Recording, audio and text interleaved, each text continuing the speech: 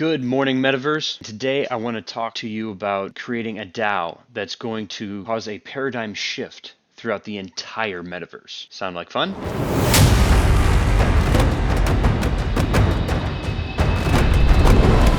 talking about this DAO, we're going to call it the Players DAO. This is something that I don't see in a whole lot of DAOs that are being created as of late. Most of the DAOs and even a lot of the guilds, they focus around the investment side. In play to earn games, the focus has been put on the earning, and the player has been left as this second-class citizen, an afterthought. And what I want to do is talk about creating a DAO that is made by the players for the players. We need to make it so the players are no longer these secondary citizens. And in order to do that, we're going to have to create a system where the economic and governing actions favor the active and dedicated player. Now, with that in mind, think about this.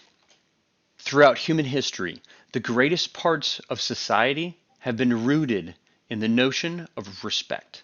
The greatest men and women are elevated in those societies because of the respect that they earned from their peers, both friends and foe. Their names echo in the ages as our respect for their actions resonate from generation to generation. Respect is one of the shining pillars of the human condition. Now, imagine a society or a community that respect was not just one of the underlying features or an unwritten rule. Instead, it was a governing foundation from which that society was founded and driven. A community of respect, which by its very nature attracts, fosters, and elevates the greatest parts of humanity. I give you the token of respect. The way the token of respect works is we've taken the concept of respect and we have quantified it, we've monetized it, and we've made it usable for human interactions within the metaverse. And the way this would work, the initial distribution of token of respect, or TOR, would be that one TOR would be minted to the Shield NFT wallet per day in perpetuity. It would be an unlimited supply. And that represents that respect is an endless source. TOR must also be claimed by the player. Unclaimed TOR would be burned after a 24-hour period. That represents how respect requires participation in a community. If you never do anything, you will never gain respect. Culturally, TOR is to be used to tip other Shieldhold members or holders for adding value to the community. That represents how respect can be earned from the community. And it is the individual who decides that they give the TOR. Respect is always given. TOR can be earned by a player leasing a player DAO asset and the earning value of that DAO at a rate of 1 TOR per $100 of value. And that represents how respect can be earned from work well done. So what is a Shield NFT? Shields are purchased by the players to gain membership into the player's DAO. Now, by making this a membership DAO, we navigate away from the issues of being considered a security or an investment requiring accredited investors and a lot of the regulations in the different countries that can end up being a kind of a sticky situation. And with the regulations changing, there would have to be some flexibility, and there's no guarantee that it wouldn't be affected by it. But as a membership, it is moving in the opposite direction. And that also puts the focus away from getting a guaranteed returned and truly not thinking of this as an investment, but the financial benefits would be the side effect instead of the main purpose. The shields act as a key to execute actions in the DAO, such as submitting a governance proposal to change the governance structure, for purchase and sale asset proposals, leasing DAO-owned assets, and access to the internal DAO NFT marketplace. Shields also function as a wallet for the governance token, TOR, and all resales of the shields have a 17.5% royalty sent to the DAO treasury. If people wish to sell their NFTs and their memberships to the DAO, they should be able to do so. In doing so, that should benefit the community versus hurt the community. And to have some type of a barrier there that is not insurmountable and prohibitive if they do decide they want to leave the community. Some real life examples of how this would work. If Jake creates a video that is informative and entertaining, a Shieldhold member can show appreciation by sending a token of respect, TOR, to Jake's Shield wallet. Thanks for making the great video. You're welcome. Travis leases a DAO asset and earns $200 in the game. Awesome. Through the lease, Travis splits that earning with the DAO. The DAO gains $100 in value and deposits 1 TOR into Travis's Shield wallet. Sarah helps Travis figure out how to register for an NFT drop. Travis sends Sarah 1 TOR for helping out. That's a member-to-member interaction. And in doing so, that's how you would actually use the token in everyday actions. So what can I even do with TOR? Why is it important? In a system where you have unlimited supplies, you're going to have a continual inflation of that currency. So you want to work in some type of deflationary pressure. And in doing so, what we would set up is that TOR must be burned in order to do the following things. First, submit a proposal to change the governance structure regardless of whether or not that proposal is accepted or denied. The cost would be 730 TOR. That represents 2 years of collecting your daily rewards. So in a situation where you're a very passive member, it would take 2 years before you could propose a major change to the governance of the protocol, which makes sense. If you're much more active and have gained more respect, you would be able to do that much sooner. And for the more active members, it essentially brings those active and dedicated members higher up in the governance structure for that DAO without actually electing them into a position. It is their actions that hold them in that position of power and authority.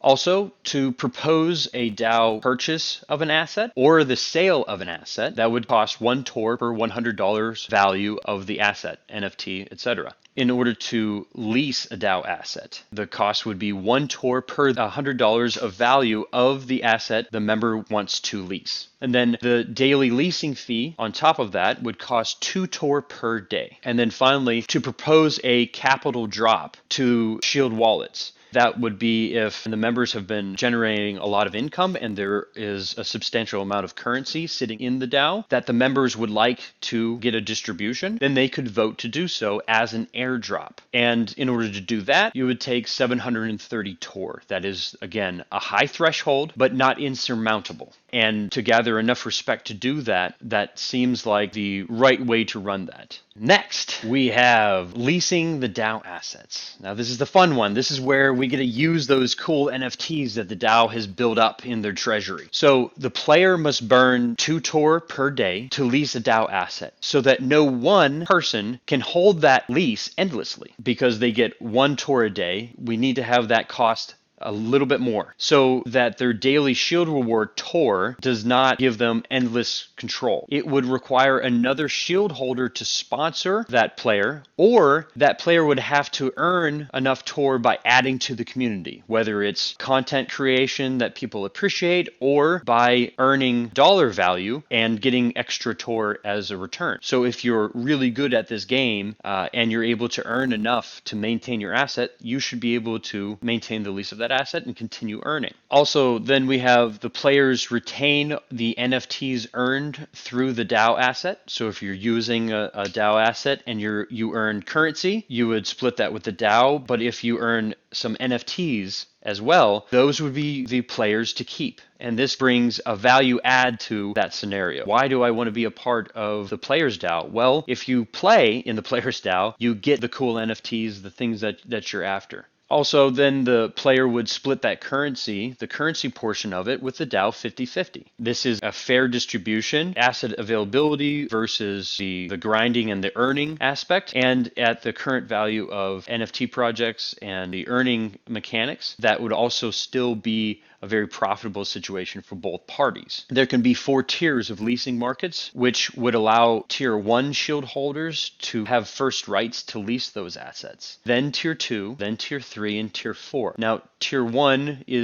would be the least expensive tier. And this gives the priority to the shield members with less capital to earn from the DAO assets while still requiring a high level of respect to earn with the more expensive assets. So if the DAO has some less expensive assets and the people that are more likely to be the ones that want to grind and work in the game and bring value to the community through their effort, they would be able to get access to those leases with a priority. However, you still have to build up enough respect in the community in order to lease out the larger assets. so that a high value asset isn't given to someone that lacks respect in the community. The basic functions that the token would need to have in as far as a development side, the continual generation linked to an NFT ownership, claim period of 24 hours with a disposal when unclaimed, and free or near free transfer from one Shield wallet to another. Now, all of these things are doable and achievable with the current technology with token generations. So all the concepts that have been presented are definitely a doable thing. It's just a matter of how we want to put it all together and make it work.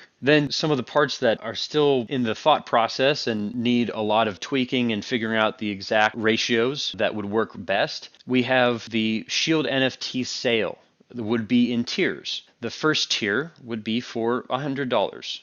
The second tier would be for $1,000, and the third tier would be $10,000, with the fourth tier being $100,000. The quantity of NFTs for at least that initial release would be 3,333, 2,000, 1,250, and 769. That's based off of the Fibonacci sequence. And if all of those NFTs were to be sold, that final NFT sale would generate $91,733,333.00, which is a large enough chunk for a large community like that to go and purchase more expensive assets and to start gaining the benefits of economy of scale that come with the larger assets. To focus on strategic acquisition of these game assets to better play the games and to have the side effect of play to earn. The better you play, the more you earn. Now, the internal marketplace for the NFT sale with a tiered access to the first right of purchase of the DAO. What I'm talking about here is we would create an internal marketplace so that if the DAO has assets and they decide to sell those assets, to liquidate them, it would first go to the internal marketplace. And the value add here for a tier 4, why would I want to spend $100,000 in this DAO?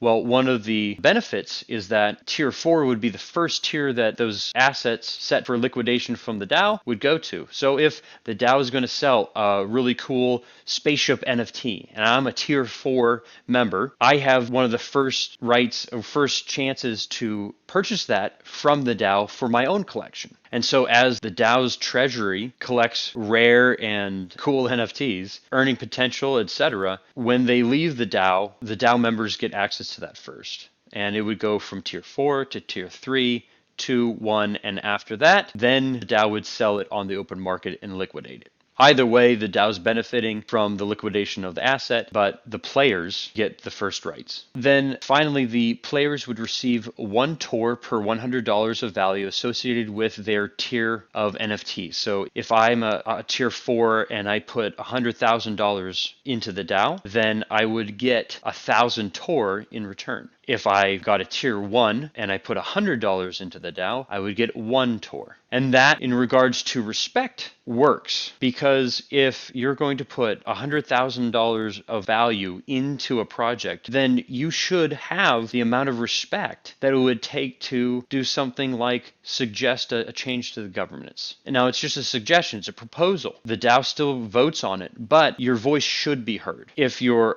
putting $100 worth of value into the DAO, you should get respect, but it's not enough to start making changes or to be able to lease one of the largest assets. That should take time to build up from that point. And so that's a value add that is scaled with the value of the tiers.